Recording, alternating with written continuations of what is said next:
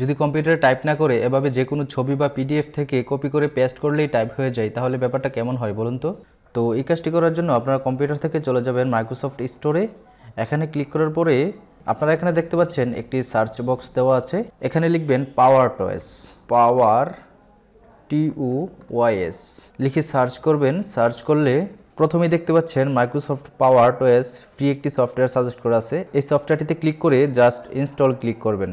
ইনস্টলে click করার পর সফটওয়্যারটি কিছুক্ষণ সময় নিয়ে ডাউনলোড এবং ইনস্টল হয়ে যাবে। সফটওয়্যারটি ইনস্টল হওয়ার পরে স্টার্ট বাটনে ক্লিক করে সার্চ অপশনে পাওয়ার টয়েস লিখে সার্চ করে সফটওয়্যারটিকে ওপেন করে নেবেন। ওপেন হওয়ার পর এখান থেকে স্ক্রল ডাউন করে নিচের দিকে যাবেন।